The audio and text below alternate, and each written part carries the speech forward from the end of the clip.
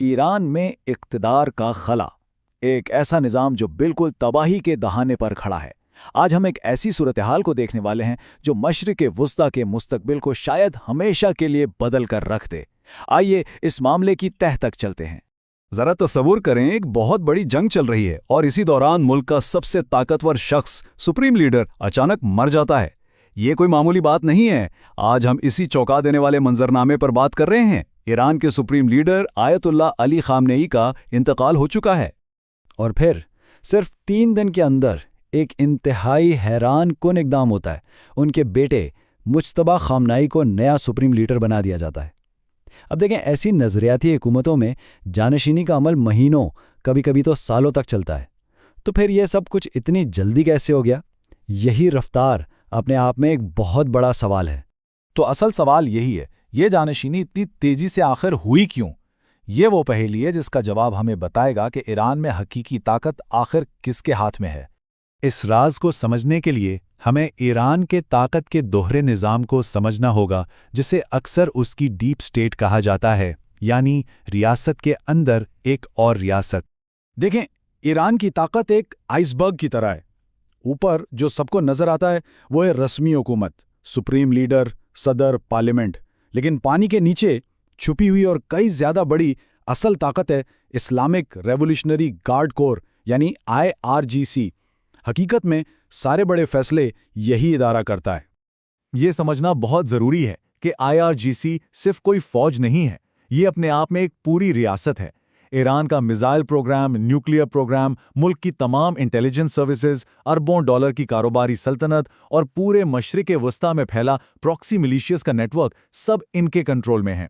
یہاں تک کہ اہم سیاسی عہدوں پر کون بیٹھے گا، یہ بھی یہی طے کرتے ہیں۔ آسان لفظوں میں کہیں تو ملک یہی چلا رہے ہیں۔ اور یہیں سے بات آتی ہے خاموش بغاوت یا سافٹ کوپ کے نظریے کی، جو ہمیں یہ سمجھاتا ہے کہ IRGC نے اپنی طاقت کو کیسے یقینی بنایا۔ تو یہ خاموش بغاوت آخر ہے کیا؟ یہ اصل میں ایک بہت ہی ہوشیار سیاسی چال ہوتی ہے۔ آپ ٹینکوں اور بندوقوں سے حکومت پر قبضہ نہیں کرتے، بلکہ آپ نظام کے اپنے ہی قوانین اور طریقوں کو استعمال کر کے اپنے من پسند لیڈر کو اقتدار میں لے آتے ہیں۔ باہر سے سب کچھ قانونی لگتا ہے، لیکن حقیقت یہ ہے کہ نتیجہ پردے کے پیچھے پہلے ہی طے ہو چکا ہوتا ہے۔ ایک جملہ ہے جو اس ساری صورتحال کو بالکل صاف کر دیتا ہے۔ IRGC نے بنیادی طور پر ایک بغاوت کی اور اسے جانشینی کا نام دے دیا، یعنی انہوں نے پورے عمل کو ایسے کنٹرول کیا کہ نتیجہ وہی نکلا جو وہ چاہتے تھے۔ اب ذرا ماحول کو بھی سمجھ لیں کہ یہ سب ہو کب رہا ہے۔ نئے لیڈر کو ایک ایسا ملک ورثے میں مل رہا ہے جو ایک نہیں بلکہ کئی بحرانوں کے ایک بہت بڑے طوفان کی زد میں ہے۔ نئی قیادت کو ہر طرف سے طوفانوں کا سامنا ہے۔ باہر سے ایک ایسی جنگ ہے جس میں دشمن سیدھا قیادت کو ہی ختم کر رہا ہے۔ ملک کے اندر معیشت تباہی کے دہانے پر ہے اور عوام سڑکوں پر ہیں، اور تو اور خود حکمران طبقے کے اندر طاقت کی ایک خطرناک جنگ شروع ہو چکی ہے۔ یہاں ایک اصطلاح سمجھنا بہت ضروری ہے، ڈی کیپیٹیشن اسٹریٹجی، یعنی سر قلم کرنے کی حکمت عملی۔ یہ ایک ایسی فوجی چال ہے جس میں دشمن کی فوج سے لڑنے کے بجائے اس کی اعلیٰ سیاسی اور فوجی قیادت کو ہی ختم کر دیا جاتا ہے تاکہ پورا نظام خود ہی گر جائے۔ اور یہ کوئی خیالی بات نہیں ہو رہی۔ حقیقت میں جنگ کے پہلے 48 گھنٹوں کے اندر ہی ایران کی ٹاپ لیڈرشپ کا صفایا ہو چکا ہے۔